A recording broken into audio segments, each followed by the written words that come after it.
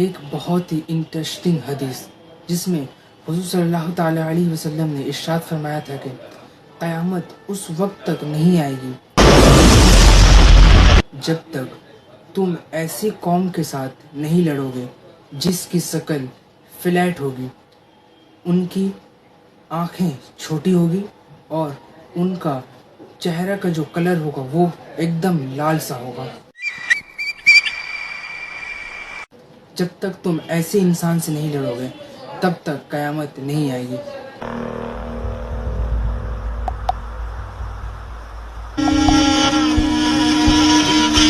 رسول صلی اللہ تعالیٰ علیہ وسلم کے اس حدیث کے ان کے وفات سے پہلے آقا صلی اللہ تعالیٰ علیہ وسلم نے پورے مکے کو فتح کر لیا تھا۔ ان کے جوتے بالوں سے بنے ہوں گے اور ان کا ناک چپٹا ہوگا۔ حضور صلی اللہ تعالیٰ علیہ وسلم ارشاد فرماتے ہیں آقا صلی اللہ تعالیٰ علیہ وسلم ارشاد فرماتے ہیں کہ ان کے دور خلافت میں، یعنی ان کے اس دنیا سے جانے سے پہلے، پورے عرب میں اسلامی حکومت قائم ہو چکا تھا۔ کہتے ہیں خلفائے راشد، جس کے وقت میں خلافت راشدہ 30 سالوں میں حضرت ابو بکر صدیق، عمر فاروق، حضرت عثمان غنی رضی اللہ تعالیٰ اور حضرت مولا علی وزیر کریم کا، ان کا چاروں کا خلافت ہوا۔ مسلمانوں نے عرب سے نکل کر پہلی بار اپنی سلطنت قائم کی، مگر 30 سالوں کے بعد یہ سلطنت آہستہ آہستہ نکل گئی ہاتھوں سے۔ یہ خلافت راشدہ ختم ہو گئی اور ایک قبیلے اور دوسرے قبیلے کے پاس یہ خلافت بنو امیہ کے پاس چلی گئی۔ بنو امیہ وہ قبیلہ تھا اور امیہ قبیلے نے 90 سال تک پورے ورلڈ میں حکومت کی۔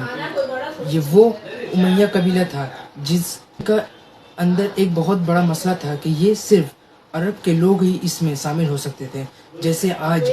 عرب کے کنٹری میں ہندوستان سے اور پاکستان سے لوگ کام کرنے جاتے ہیں، ایسے ہی اس ٹائم میں صرف عرب کے ہی لوگ اس میں اپنا مشورہ دے سکتے تھے۔ بنو امیہ کے اس قبیلے نے ایسا اعلان کر دیا تھا کہ اگر یہاں کے لوگ ہیں تو یہاں کے ہی لوگ اس میں کام کریں گے، اس میں زیادہ ان کو پوسٹ ملے گا۔ اس کی وجہ سے اس میں اختلاف پیدا ہوا، اس کو لوگ پسند نہیں کرتے تھے، جس کی وجہ سے اور ایک قبیلہ ابھر کر سامنے آیا جسے عباسی قبیلہ کہتے ہیں۔ یہ وہ قبیلہ تھا جو آقا صلی اللہ تعالیٰ علیہ وسلم کے چچا ان قبیلے سے تعلق رکھتے تھے، حضرت عباسی قبیلے سے جو تعلق رکھتے تھے، انہی کے ایک فرد نے پھر سے ایک عزم لے کے اٹھا کے ہم لوگ پوری دنیا کو پھر سے فتح کریں گے، حضرت عباس رضی اللہ تعالیٰ عنہ کے خاندان سے۔ جب بغداد عباسی کیپٹل کا سب سے مضبوط قلعہ بن گیا، بغداد کے شہر، اور پورے ورلڈ میں اسلامی عباسی قبیلے دنیا کے سب سے سپر پاور اس وقت بن چکے تھے۔ انہوں نے اپنے کیپٹل یعنی بغداد کے شہر میں سب سے اسلامک بڑی لائبریری بنائی، جس کا نام رکھا، اسے ہاؤس آف وزڈم کہا جاتا تھا، اور اس لائبریری کے اندر اہم کتابیں بھر دی گئی تھی، کی وجہ سے پوری دنیا سے لوگ اس میں سائنٹسٹ آتے تھے، کوئی پوئٹ لکھنے والے آتے تھے اور اپنی مطالعہ کیا کرتے تھے۔ اور اس کا ایک خاص بات یہ تھا کہ اس لائبریری کے اندر اس میں لوگ آ کر اس کا ٹرانسلیشن کرتے تھے، عربی کا اردو میں کرتے تھے، اور جیسے آج انگلش ہماری مادری زبان جیسے بنتی چلی جا رہی ہے، ویسے ہی بغداد میں دنیا کی سب سے بڑی لائبریری بنائی گئی تھی جسے ہاؤس آف وزڈم کہا جاتا تھا۔ اس لائبریری میں تمام قسم کے کتاب، تمام قسم کے رائٹنگ اور تمام الفاظ جیسے عربی، فارسی، انگلش، بدھزم جیسے الفاظ ہیں پوری دنیا میں، اس کتاب کو جمع کیا گیا۔ اور اس کی ایک خاص بات یہ تھی کہ پوری دنیا میں سے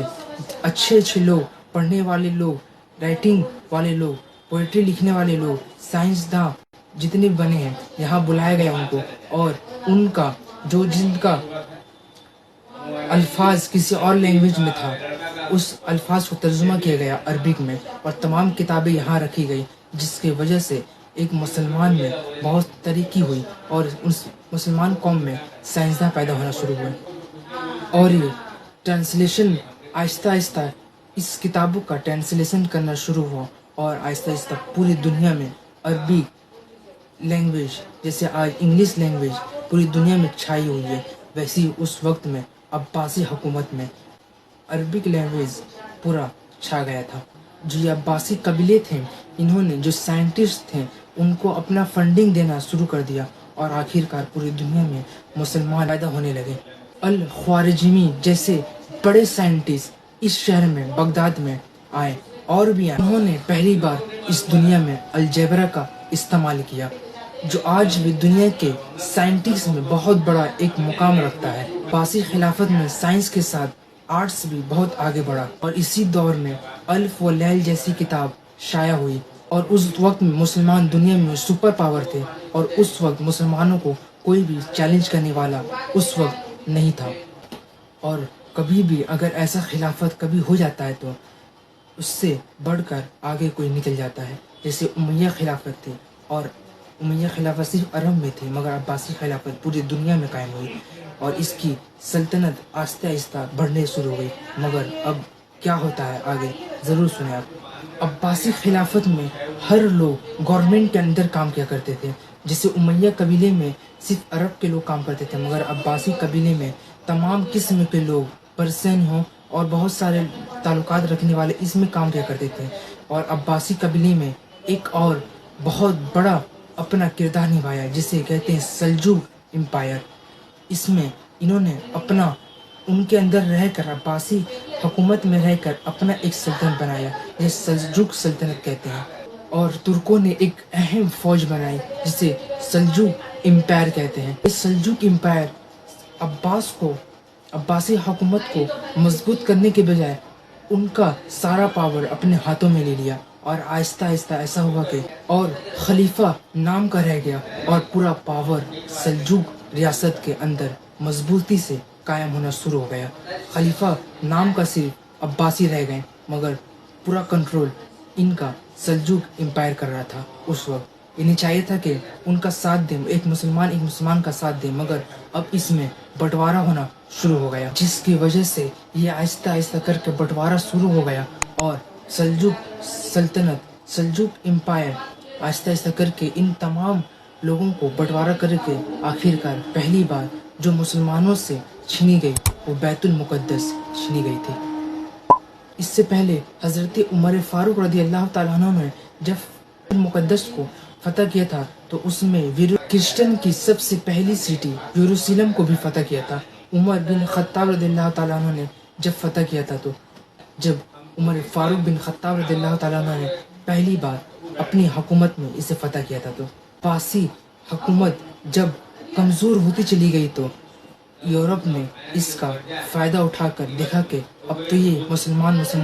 دونوں آپس میں ہی لڑ رہے ہیں، اب اس کا فائدہ اٹھانا چاہیے۔ اسی لیے یورپ نے اپنے کلیزوں میں یہ اعلان کرنا شروع کر دیا کہ اب ہم لوگ بیت المقدس پھر فتح کریں گے، اور مسلمانوں سے ان کا اس مسجد اقصی کو واپس لیں گے، اور ہم اپنی وہاں عبادت گاہ قائم کریں گے۔ اسے کہتے ہیں دا کروسینس۔ مسلمانوں سے ایک بہت بڑی جنگ شروع ہو گئی یورپ کے ساتھ۔ آخر کار انہوں نے 1099 میں اس بیت المقدس پہ دوبارہ قبضہ کر لیا، اور آخر کار مسلمانوں کا یہ حال ہوا کہ انہوں نے مسلمانوں کو زندہ گھر میں جلا دیا، بچوں کو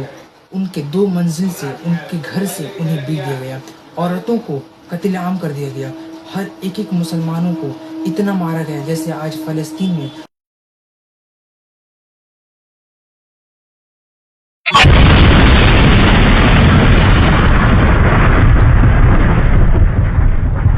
مسلمانوں کو آج بھی مارا جا رہا ہے، اس وقت سے یہ چلا رہا ہے۔ اور آپ یہ اگر سوچ رہے ہیں کہ مسلمانوں کو کیسے مارا گیا تو آج آپ فلسطین کا حال دیکھ لیں، وہاں جیسے مسلمانوں کو آج چن چن کر مارا جا رہا ہے، ہاسپٹل میں بم گرایا جا رہا ہے، اسکول میں بم گرایا جا رہا ہے، ان کے گھروں میں بم گرایا جا رہا ہے، ویسے ہی اس وقت میں مسلمانوں کو چن چن کر مارا گیا۔ اور جیسے مسلمان وہاں سے بھاگنے لگے تو مسلمان حضرت عثمان غنی رضی اللہ تعالیٰ عنہ کے دور خلافت میں جو قرآن لکھا گیا تھا وہ قرآن لے کر مسلمان کسی اور کنٹری میں چلے گئے، مگر اس وقت ایسا کوئی انسان نہیں تھا کہ اس ظلم کا آواز ان کے سامنے کھڑا ہو کر کہہ سکے ظلم ہو رہا ہے۔ سال کے بعد فلسطین جب قبضہ ہو گیا اور 40 سال تک کوئی آواز نہیں اٹھایا پوری دنیا میں، تو ایران میں ایک بچہ پیدا ہوتا ہے، نجم الدین ایوب کے گھر میں ایک بچہ پیدا ہوتا ہے جس کا نام کیا ہے اس کو اگلی سیریز میں ایپیسوڈ 2 میں ضرور بتائیں گے۔ اگر یہ ایپیسوڈ 1 آپ کو اچھا لگے تو یہ ایپیسوڈ کس کے بارے میں تھا؟ چنگیز خان، اسلام سے یوسف بھی کہتے ہیں، یہ کون لڑکا ہے؟ کمنٹس میں جواب ضرور دیں۔ اور یہ سیریز